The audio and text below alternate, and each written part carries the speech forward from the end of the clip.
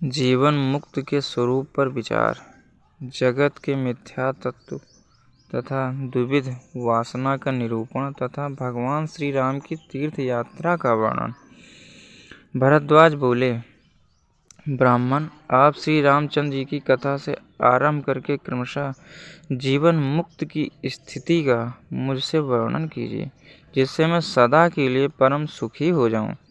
श्री वाल्मीकि जी ने कहा, साधु पुरुष भरद्वाज, जैसे रूप रहित आकाश में नील पीत आदि वर्णों का भ्रम होता है, उसी प्रकार निर्गुण निराकार ब्रह्म में अज्ञानवश जगत की सत्ता का भ्रम होता है। यह जो जगत संबंधी भ्रम उत्पन्न हो जाता है, इसे हम इस तरह भुला दें कि फिर कभी इसका स्मरण ही न हो। इसी को मैं उत्तम ज्ञान मानता हूँ। इस दृश्य प्रपंच अत्यंत अभाव है, यह बिना हुए ही भासित हो रहा है। जब तक ऐसा बोध नहीं होता, तब तक कोई कभी भी उस उत्कृष्ट आत्मज्ञान का अनुभव नहीं कर सकता। इसीलिए आत्मज्ञान का अन्वेषण, उसी की प्राप्ति के लिए प्रयत्न करना चाहिए। इस शास्त्र का ज्ञान होने पर इसी जीवन में उस आत्म तत्व का बोध हो जाए, यह सर्वथा असंभव है। वह होकर ही रहेगा। इसी उद्देश्य से इस शास्त्र का विस्तार किया जाता है। यदि तुम इस शास्त्र का श्रवण करोगे तो निश्चित ही तुम्हें उस आत्म तत्व का ज्ञान प्राप्त हो जाएगा, अन्यथा उसकी प्राप्ति असंभव है। निष्पाप भरद्वाज, यह जगत रूपी भ्रम यद्यपि प्रत्यक्ष दिखाई देता तो भी इस शास्त्र के विचार से अनायास ही ऐसा अनुभव हो जाता है, यह है ही नहीं। ठीक उसी तरह जैसे आकाश में नील आदि वर्ण प्रत्यक्ष दिखने पर भी विचार करने से बिना परिश्रम के ही यह समझ में आ जाता है कि इसका अस्तित्व नहीं है, यह दृश्य जगत वास्तव में है ही नहीं। ऐसा बोध होने पर जब मन से दृश्य प्रपंच का मार्जन हो जाए, तब परम निर्माण रूप शांति स्वरूप स्वतः होने लगता है।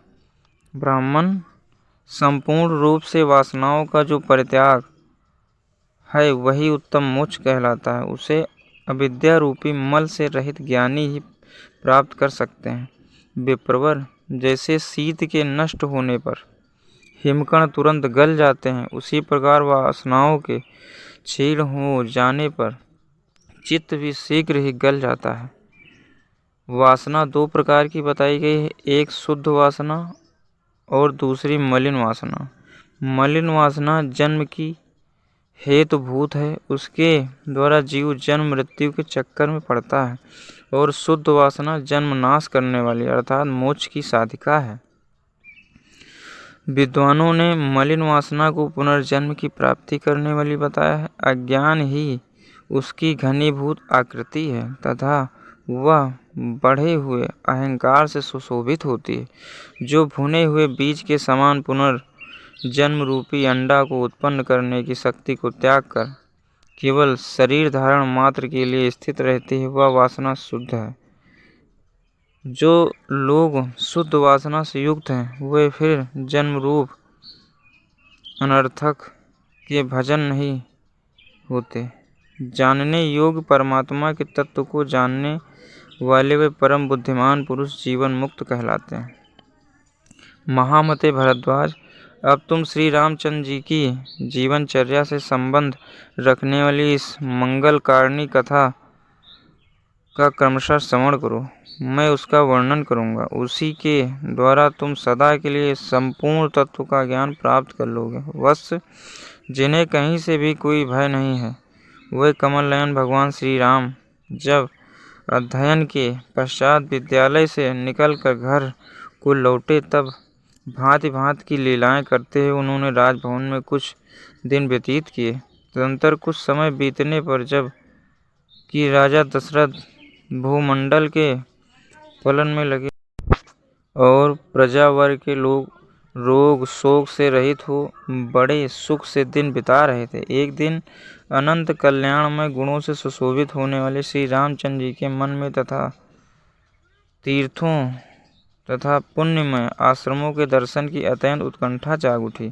तब श्री राम ने पिता के पास जाकर उनके चरण कमलों में प्रणाम किया और इस प्रकार कहा। श्री राम बोले, पिताजी, मेरे स्वामी महाराज, मेरे मन में तीर्थों, देव मंदिरों, वनों तथा आश्रमों का दर्शन करने के लिए बड़ी उत्कंठा हो रही। आपके समक्ष मेरी यह पहली याचना है, आप इसे सफल करने योग्य हैं। नाथ, संसार में ऐसा कोई याचक नहीं जिसे अभिष्ट वस्तु देकर आपने उसका आदर न किया हो। श्री राम पहली बार प्रार्थी होकर राजा के समक्ष उपस्थित हुए थे।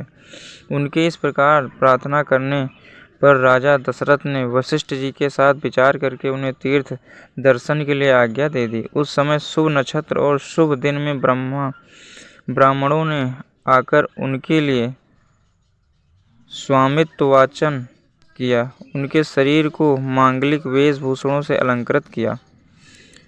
माताओं ने उन्हें हृदय से लगाकर आशीर्वाद दिया और आभूषण पहनाए। फिर वे रघुनाथ जी तीर्थ यात्रा के लिए उद्यत हो लक्ष्मण और शत्रुघ्न, इन दो भाइयों वशिष्ठ जी के भेजे हुए शास्त्रज्ञ ब्राह्मणों तथा अपने ऊपर स्नेह रखने वाले कुछ गिने चुने राजकुमारों के साथ अपने उस राजभवन से बाहर निकले। श्री रामचंद्र जी दान मान आज से ब्राह्मणों को अपने अनुकूल बनाते, सब ओर से प्रजाओं के आशीर्वाद सुनते और संपूर्ण दिशाओं के दृश्यों पर दृष्टिपात करते वन्य प्रदेशों में भ्रमण करने लगे। उन्होंने अपने निवास स्थान उस कौशल जनपद से आरंभ करके शास्त्र दान, तप और ध्यान पूर्वक अनुसार समस्त तीर्थ स्थानों का दर्शन किया। नदियों के पवित्र तट, पुण्य वन, पावन आश्रम, जंगल, जनपदों की सीमाओं में स्थित समुद्र और पर्वतों के तट, चंद्रमा के समान उज्ज्वल आभाव वाली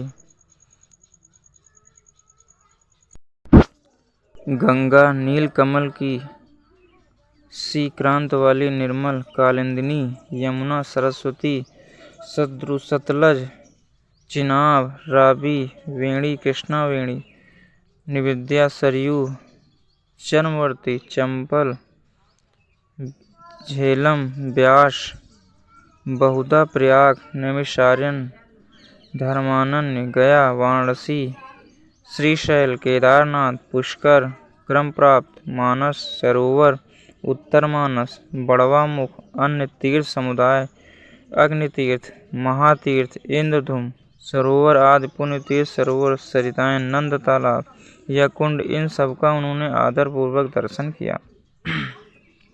स्वामी कार्तिकेय शालिग्राम स्वरूप श्री विष्णु भगवान विष्णु और शिव के 64 स्थान, नाना प्रकार के आश्चर्यजनक दृश्यों से विचित्र शोभा धारण करने वाले चारों समुद्रों के तट, विंध्य पर्वत और मंदरांचल के कुंज, हिमालय आदि 7 कुल पर्वतों के स्थान तथा बड़े बड़े राज ऋषियों, ब्रह्म ऋषियों, देवताओं और ब्राह्मणों के मंगलकारी पावन आश्रम का भी श्री रामचंद्र जी ने आदर पूर्वक दर्शन किया।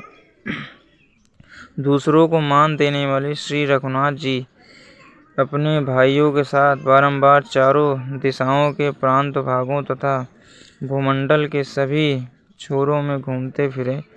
जैसे देवता आदि से सम्मानित भगवान शंकर संपूर्ण दिशाओं में विहार करके पुनः शिवलोक में लौट आए हैं, उसी प्रकार रघुनंदन श्री राम देवताओं, किन्नरों तथा मनुष्यों से सम्मानित हो इस संपूर्ण भूमंडल का अवलोकन करके फिर अपने घर लौट आए।